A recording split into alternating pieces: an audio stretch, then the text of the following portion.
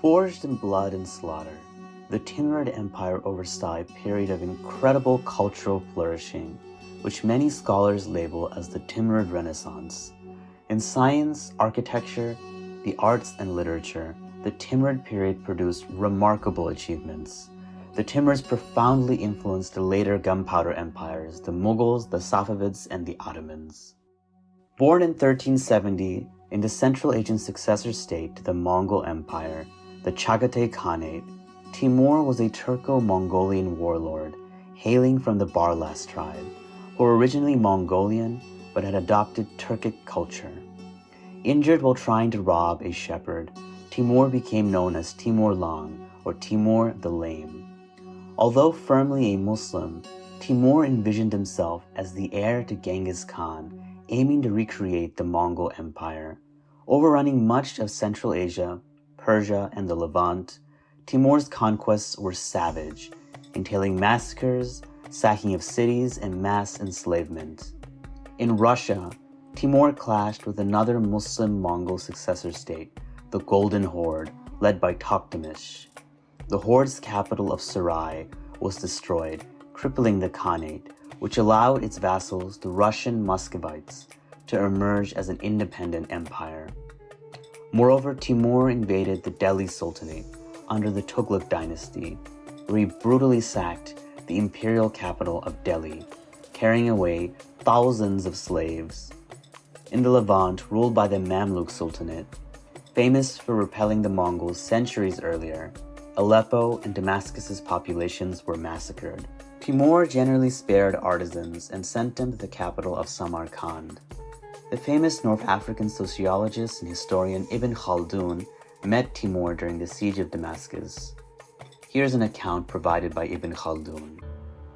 He then marched through Anatolia and India, and his armies pillaged all their provinces and destroyed their fortresses and their cities, and in raiding, plundering, and slaughtering settled populations, and inflicting upon them all kinds of cruelty, they are an astounding example. Invading Anatolia, Timur brought the fledgling Ottoman Empire to its knees at the Battle of Ankara, capturing Sultan Bayezid, who died in captivity. This plunged the Ottomans into a period of civil war called the Ottoman Interregnum. Another unfortunate victim of Timur's campaigns were the Nestorian Christians of the Church of the East, who had thrived during the Abbasid period. The Nestorians were critical partners in the translation movement of Greek texts into Arabic, which laid the foundation of the Islamic Golden Age. Once spanning from Iraq to Central Asia and China, Timur's brutal onslaught nearly extinguished the church in Central Asia, shrinking the community to the tiny Assyrian triangle. Both Muslim and non-Muslim perished in Timur's bloodthirsty conquests, with rough estimates of 17 million people dead. The major Muslim powers of the era, the Ottomans, the Golden Horde, the Mamluks, and the Delhi Sultanate, were all left severely battered. With the wealth, slaves, and artisans from his conquests flowing to the imperial heartland, which straddled parts of modern-day Uzbekistan, Afghanistan, and Iran, Timur established a prosperous, albeit short-lived empire. His successors turned from world conquest to cultural patronage. The premier cities were Samarkand and Bukhara, which are in modern-day Uzbekistan, Herat, which is in Afghanistan today, and Mashhad in eastern Iran. Herat in particular thrived under Sultan Baykara, one of the later Timurid rulers, who made the city his capital. Scholars have called Herat the Florence of the Timurid Renaissance. Although the royal and military elites were largely Turco-Mongolian, who spoke Chagatai Turkish among themselves, the Timurids promoted Persianate culture, with the Persian language serving as the state language, since Persian was the language of the intelligentsia and bureaucracy. Destabilized by the tradition of dividing the empire between the emperor's sons, the Timurid Empire quickly shrunk and declined, plagued by civil wars and factional conflicts. Eventually, the Uzbeks invaded from the north, terminating Timurid rule in Central Asia and driving out the Timurid prince Babur, who went on to establish the Mughal Empire in India. One of the greatest heritages of the Timurid era was the incredible architecture that was patronized by its rulers.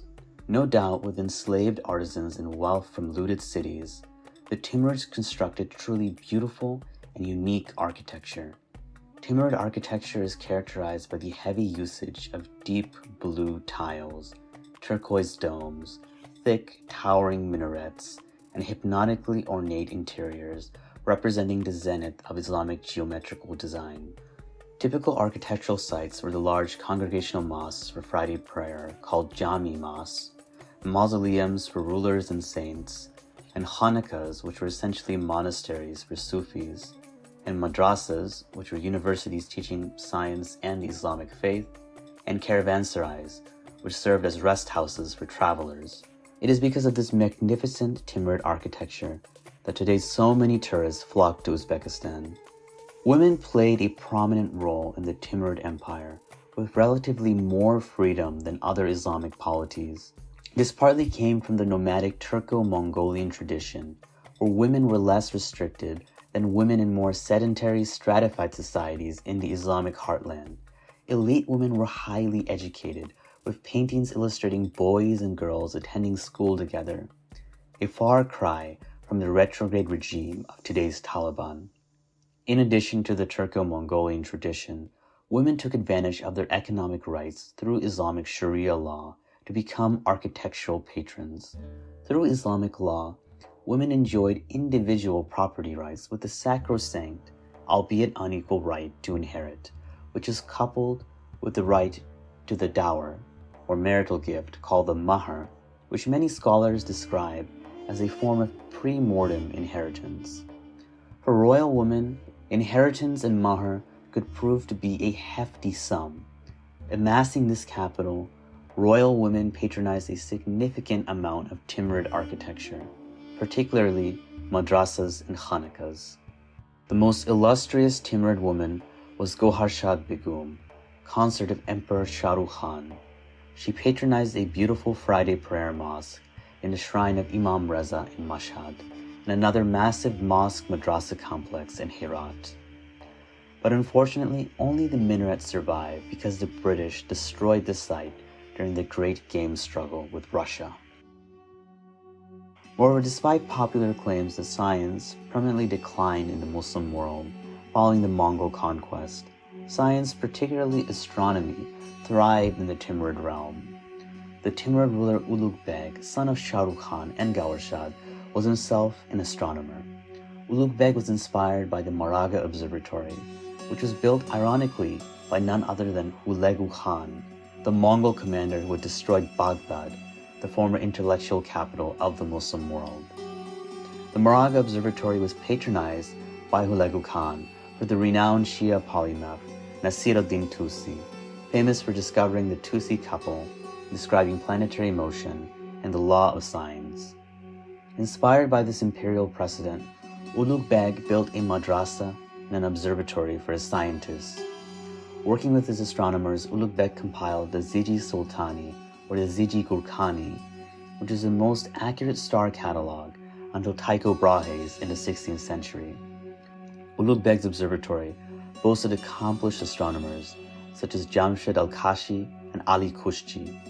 Al-Kashi provided the first explicit statement for the law of cosines and invented two analog computing devices.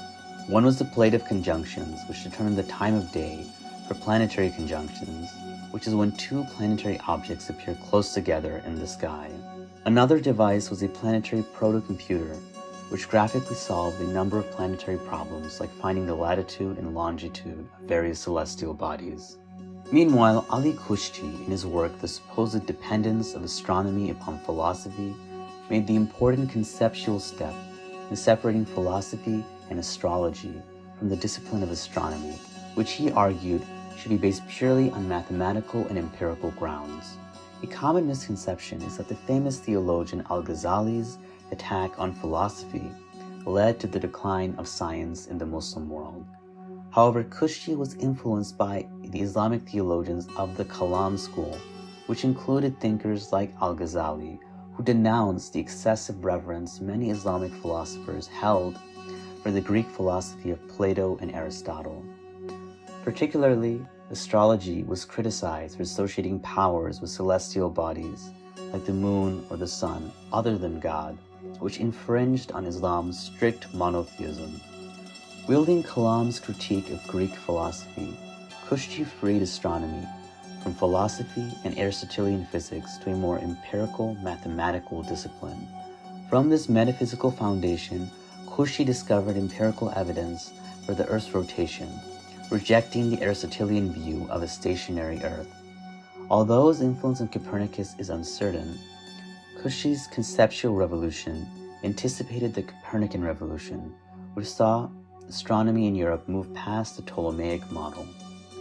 After Ulugh Beg was assassinated, Kushji traveled to Constantinople under the Ottoman Empire, ruled by Mehmed the Conqueror, where he established the Sahan-i-Saman Madrasa and the Fatih Mosque, which taught theology, law, medicine, mathematics, and astronomy.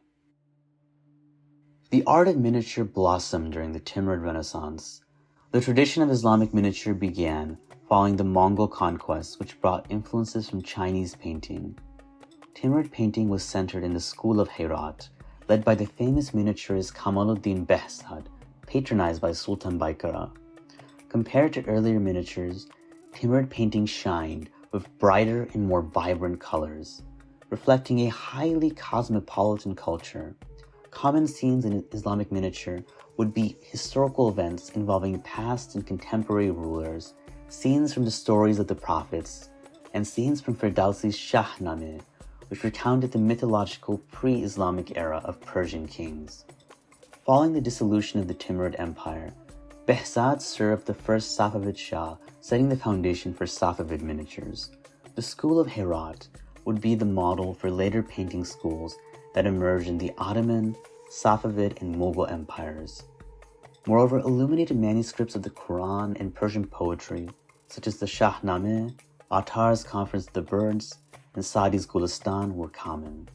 Timurid illuminated manuscripts were often quite colorful, with colored paper imported from the Ming dynasty, and this was embellished by calligraphy in the cursive Nashtalik style.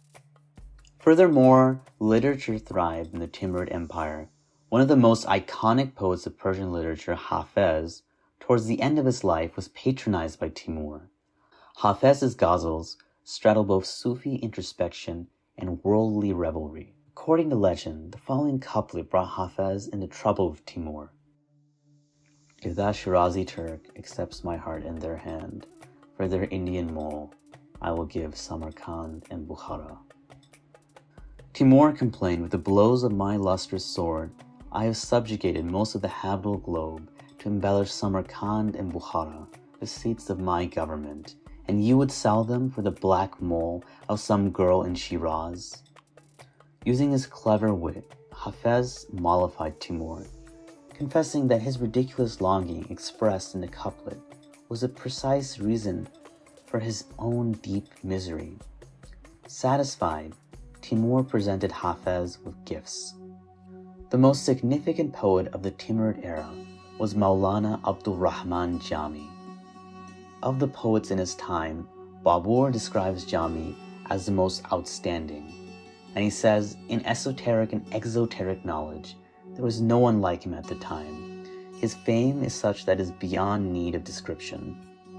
A member of the Naqshbandi Sufi order, Jami was an avid follower of the Andalusian Sufi philosopher Ibn Arabi in his doctrine of Wahdat al-Wujud, or the unity of being, which radically argues that God is the only true reality, or the only being, and all multiplicity in the world is simply a manifestation of God's attributes. Jami infused Ibn Arabi's complex teachings into prose and poetry. His most famous prose work is the Lawa'ih, or the Gleams, which explains Ibn Arabi's Sufi teachings of divine oneness and the general Sufi path.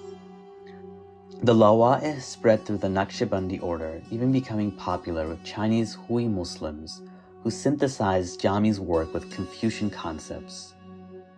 Jami's most famous poetic work is the Haft Aurang, or the Seven Thrones, which includes 7 popular stories in verse, including the romance of Layla and Majnun, Salaman and his wet nurse Abasa, Yusuf and Zulaykha, which is a retelling of the story from the Quran and Bible, and the Book of Alexander. which relates legendary events from the end of the life of Alexander the Great. This Persian literary genre, placing multiple stories together, emerged in the highly cosmopolitan context of Persian literature, which extended far beyond the boundaries of modern-day Iran. Beginning with Nizami Ganjavi, who hailed from modern-day Azerbaijan. And Nizami Ganjavi was famous for his Khamsa, or the quintet, which versified popular tales like Layla and Majnun, Shirin and Khusraw, and the Book of Alexander. In India, the Persian poet Amir Khusraw of Delhi continued the genre with his own Khamsa. What made Jami distinct was his use of the romances to explicitly express the ideals of Sufism. God was the beloved, and the worshipper the lover, with the world positively viewed as a mirror of God's attributes. Earthly romantic love was regarded as important. Romantic love was still merely metaphorical, called ishq-e-magazi, while divine love was superior, called ishq-e-hakiki, or true love. The aim of the lover was to mature by finding God in their quest of earthly love. A poem of Jami aptly describes this relation. Do not turn away from love, even if it is profane, because it is a means to reach its true form. If first you don't read the alphabet from the slate, you are unable to study the Quran.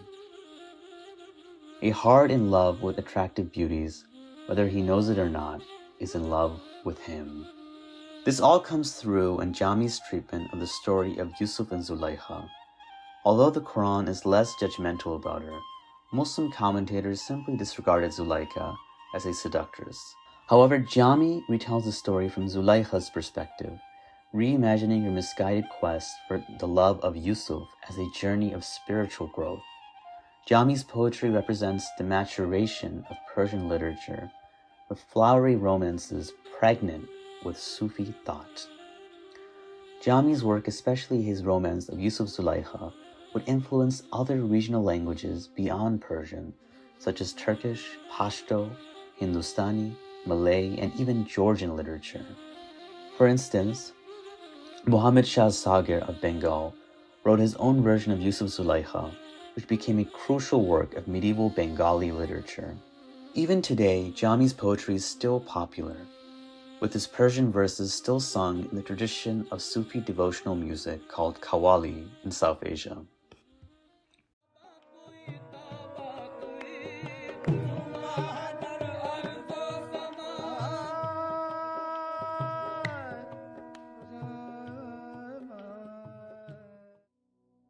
Jami's nephew Hatifi was another prominent Persian poet who had his own Khamsa of stories. A Shia, he eventually won the favor of Shah Ismail, the founder of the Shiite Safavid Empire, and he wrote a Zafarnama for Ismail, modeled after Timur's own Zafarnama, which narrated his various conquests. It was not only Persian that thrived in the Timurid realm, but also Turkish literature. Up until this time, Turkic rulers were generally Persianized, and had generally preferred to use Persian for literature, leaving Turkish much neglected. However, a close friend of Jami, the poet Ali Sher Nevai, primarily wrote in Chagatai Turkish. Babur mentions that Ali Sher Beg, or Ali Sher Nevai, has no equal. No one composed so much or so well in the Turkish language as he did. And no one is known ever to have been such a patron and encourager of artists as Ali Sher Beg. Ali Sher Nevai boasted a large divan and his own Khamsa of stories modeled after Nizami, all in Chagatai Turkish. His work, the Mukhmatul Lugatain, or the comparison of two languages, argued that Turkish was superior to Persian, certainly a bold view at the time. Nevai's poetry would influence the Turkish literature in the Ottoman Empire, Azerbaijan, and the wider Central Asian area. Later Turkish poets like Fuzuli would regard Nevai as their master. Moreover, in the realm of prose, the Timurid prince Babur, related to Genghis Khan through his mother, who founded the Mughal Empire, also contributed to Chagatai Turkish literature with his remarkable autobiography, the Babur Nama. He describes in exquisite detail the natural beauty and fruits of the cities of Samarkand and Bukhara, alongside his candid struggles with drinking and unrequited homoerotic love. Interspersed between flowery Persian and Chagatai poems, Babur still shows his bloodthirsty side, brutally massacring his enemies, from Pashtuns to Rajputs.